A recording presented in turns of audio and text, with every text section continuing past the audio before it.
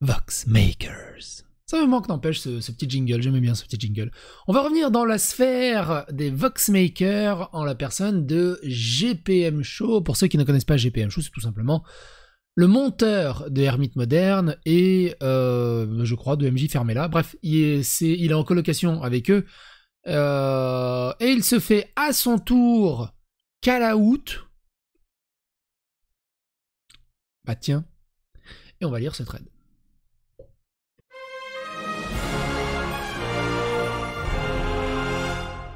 Attention, please.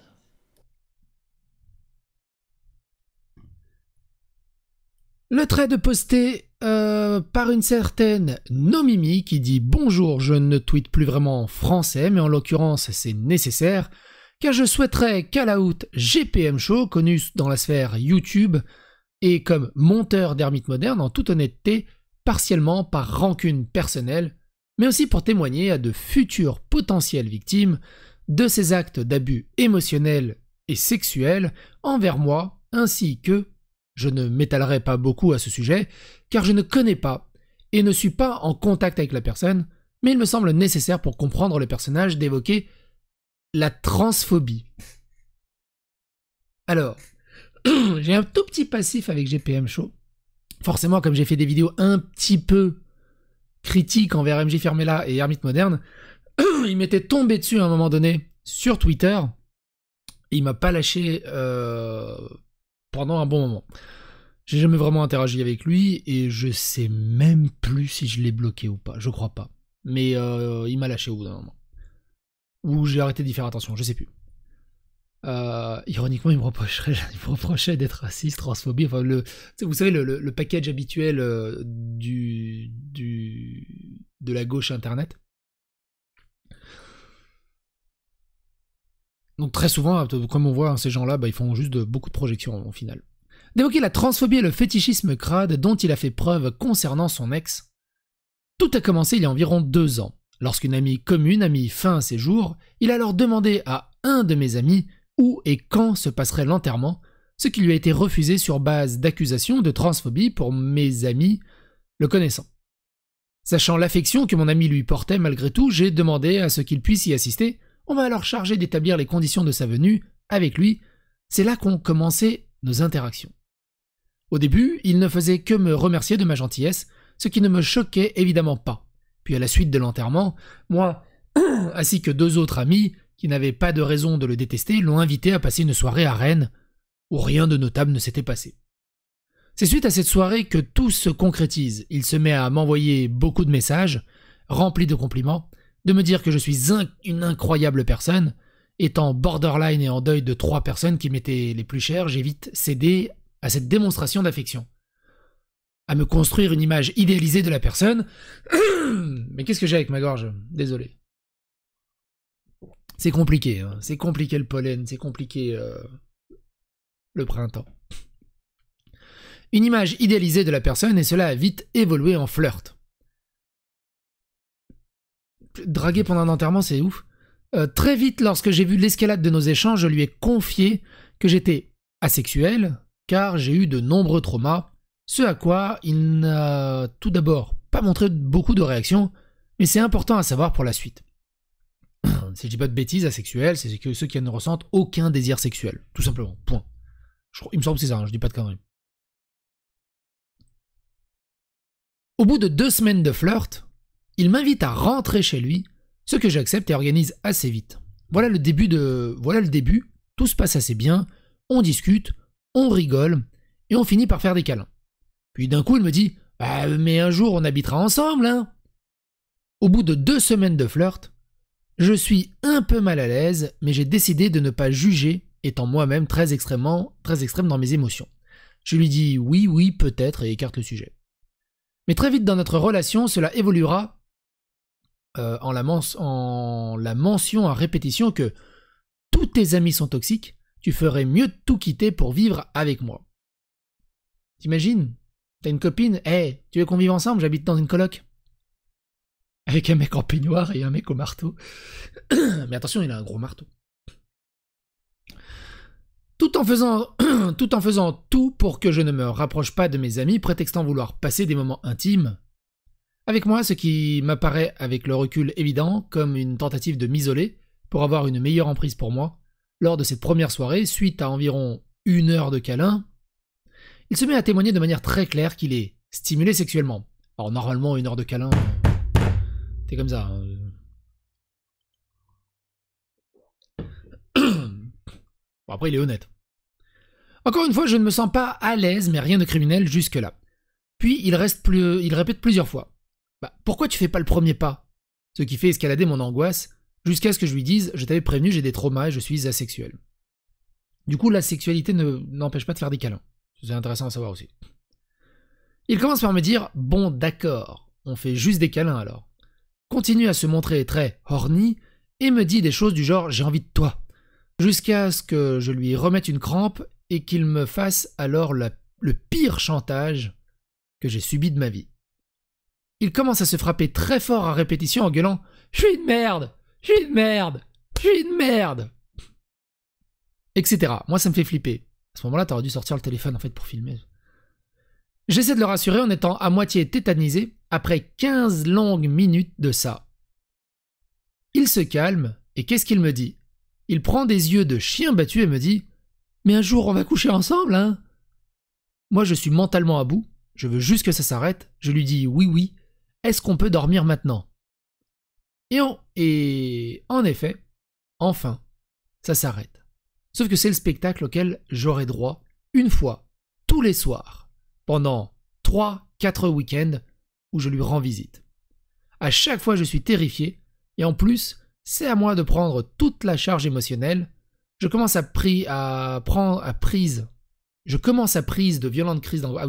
avoir de violentes crises d'angoisse à chaque fois qu'il initiait des câlins que je devais cacher de peur qu'il empire tout. Alors, si tu sors avec quelqu'un... C'est extrêmement facile de faire l'inspecteur des travaux finis, on est d'accord, évidemment. Mais ça tombe sous le sens que si tu sors avec quelqu'un et que t'as même peur de faire des câlins avec lui, reviens pas la semaine prochaine en fait. Cela dure jusqu'à ce qu'au cours d'une de nos discussions apparaisse la mention que, pour une fois, ce soit lui qui me rende visite à Rennes. Ce qui ne s'est pas fait sans beaucoup de ouin-ouin. Ça me coûte de l'argent, comme si ça ne requérait pas de faire des sacrifices quand moi je lui rendais visite. Que je n'étais pas multiplement handicapé, et lui en emploi. Enfin, il est monteur d'ermite. Au niveau emploi, je ne sais pas à combien il est payé. Et moi, ça m'intéresse de savoir... Enfin, ça m'intéresse. Je suis curieux de savoir combien il est payé. Parce que Hermite, il sort une vidéo tous les 3 mois. Et encore, le montage n'est pas fifou non plus, c'est ça le truc. Bref, moi je suis de plus en plus angoissé et ayant peur de lui, mais j'intériorise tout ça. Au fond, il est gentil, en effet. Il est très fort pour se donner l'image d'un mec gentil, progressiste, qui ne ferait pas de mal à une mouche, juste un incompris. Bref, un loup dans une bergerie. Hein, ça fait comme ça. Ça me rappelle un peu le bouseux. Mine de rien. Il devient quoi, lui, en fait? Maintenant, je comprends très bien toutes les personnes qui m'en ont dit l'inverse avant et pendant que je le rencontre. Tout de même, je force un peu la main pour organiser une soirée avec mes amis, pour avoir un peu de répit, ce qui, elle, accepte principalement par considération pour moi. À cette soirée, il y a de l'alcool, ce que, ayant une longue histoire d'en abuser, j'ai consommé en grande quantité jusqu'à être complètement incohérente, ne plus tenir debout. Lui, mes amis l'ont bien confirmé après notre rupture, était certes visiblement sous l'emprise de l'alcool, mais à un degré bien moins élevé que le mien.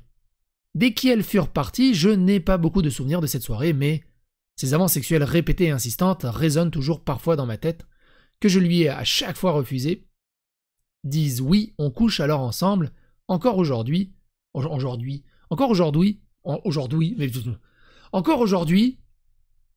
j'y repense très souvent avec dégoût et haine de moi-même au bout de dizaines de minutes. Je prétexte qu'il reste 2 personnes dans la pièce d'à côté, qu'on continuera plus tard. À l'instant où les 2 amis partent, il se précipite dans le lit et ne cesse de me crier « Tu viens ?» Oh putain, il a la dalle. C'est horrible. C'est horrible en fait, mais je m'imagine la scène en mode un peu cartoon et ça me fait rire. Mais c'est horrible. Moi, je suis paralysée et morte d'angoisse sur le canapé. Je finis par réussir à prétexter que désolé, finalement, j'ai mal à la tête. S'ensuit une dizaine de minutes de lui qui gueule « Oh non! Non! Oh non! Pas toi! Pas maintenant! Après tout ce que t'as fait! Non !» À répétition, jusqu'à ce que j'arrive pour la première fois à lui témoigner de la colère, ce à quoi il a le culot de me répondre « Non mais je dis ça car ça m'embête que t'aies mal à la tête. »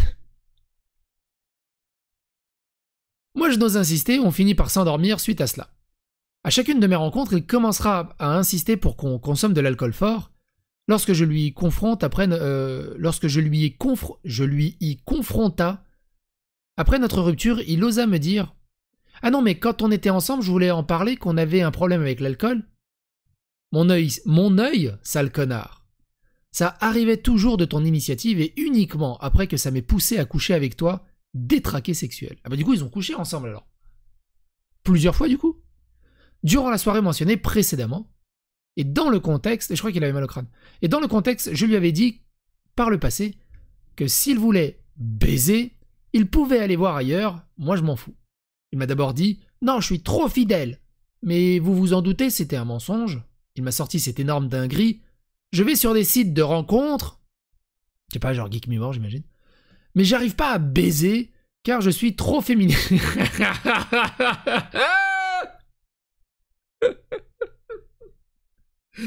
Je vais sur des sites de rencontres, mais j'arrive pas à baiser car je suis trop féministe. Tu vois, lui, il est trop féministe. Il voit une femme, tu vois, il est trop féministe. Il baisse pas. Tu vois. Lui, il est féministe. Lui, c'est un pilote. Il fait l'amour. Il baisse pas. Il pilote. Comment il s'appelait le comique qui avait sorti ce truc?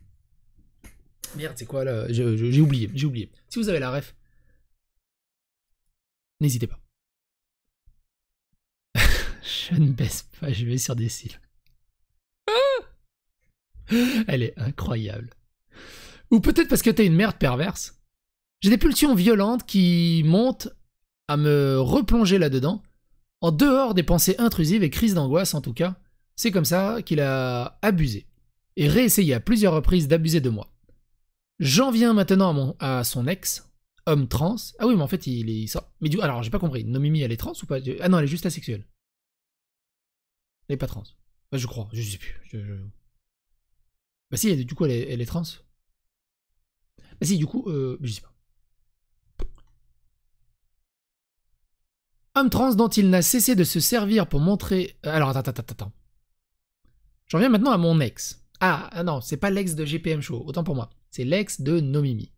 Donc l'ex de Nomimi, c'était un homme trans. Donc une femme biologique.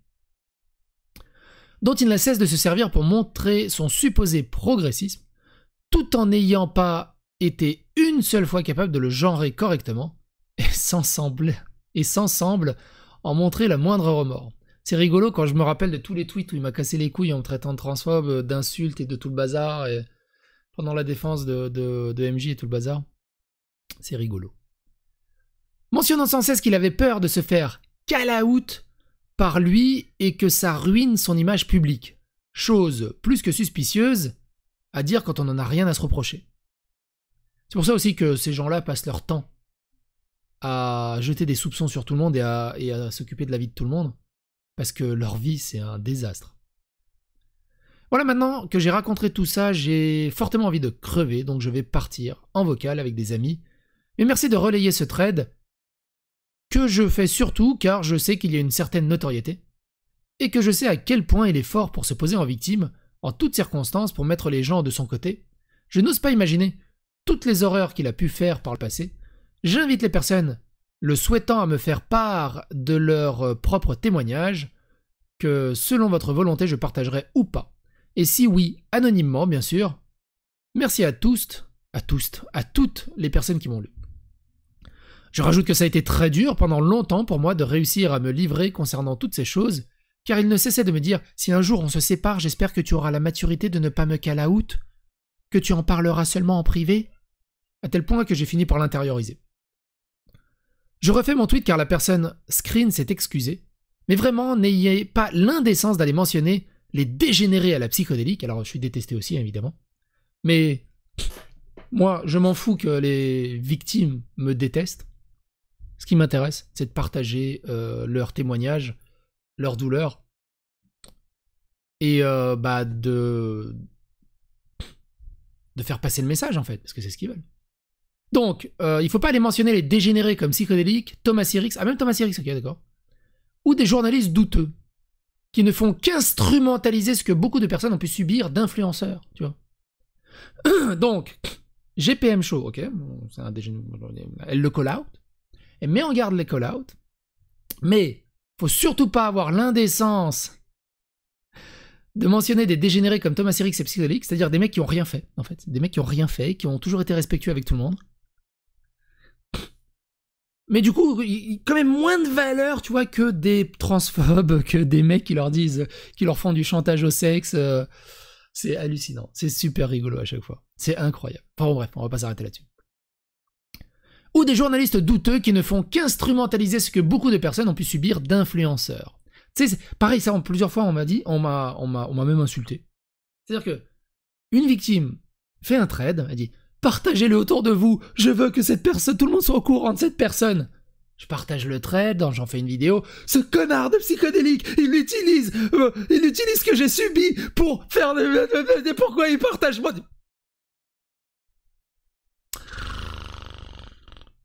Faut arrêter de chercher de la logique là-dedans. L'important c'est que ce soit partagé. Mais c'est rigolo.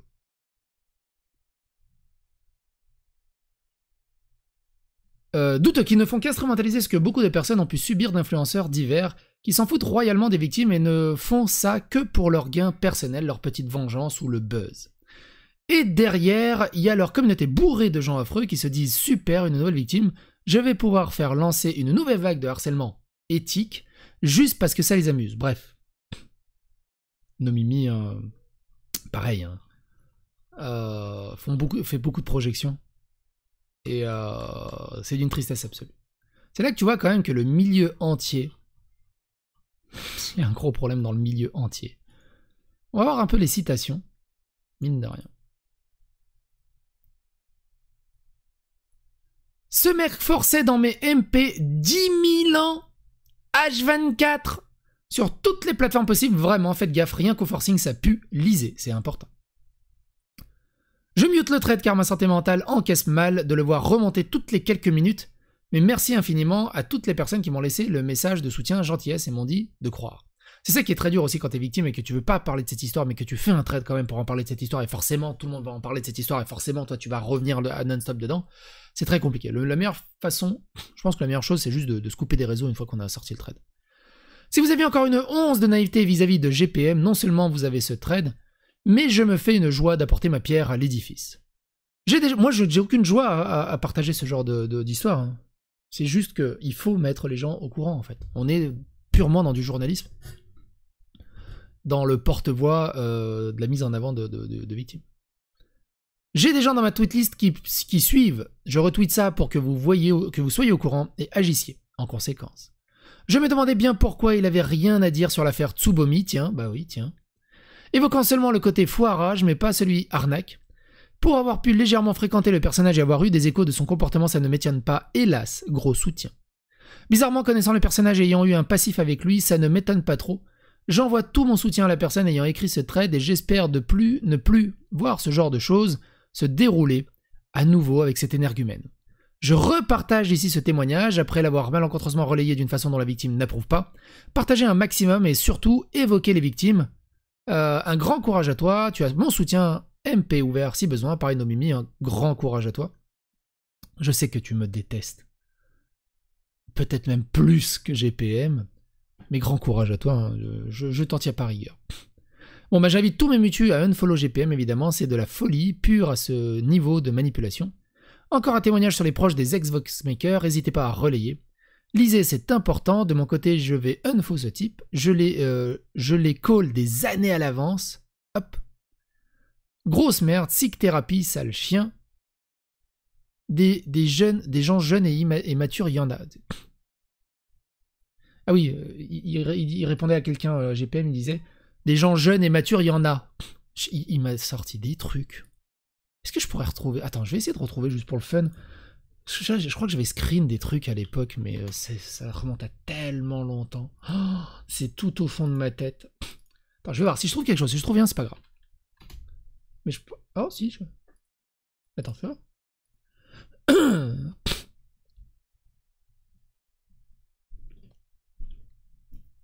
Ah oui, c'est ça, il disait ça. Bon, c'est pas énorme. Hein. Il disait ceci, par exemple. À propos de moi, hein, il disait « Informe-toi auprès des concernés, je ne suis malheureusement pas apte à t'informer sur sa transphobie ou homophobie. »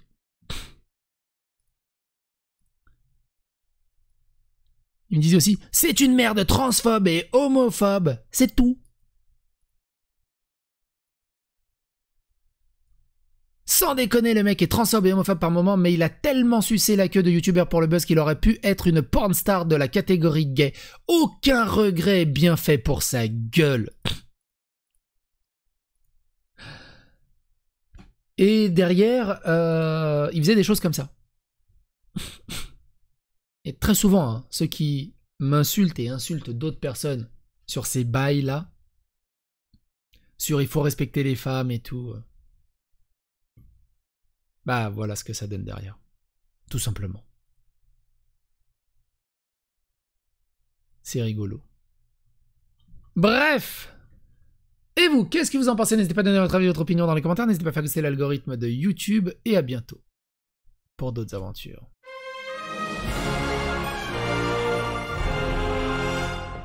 Attention, please.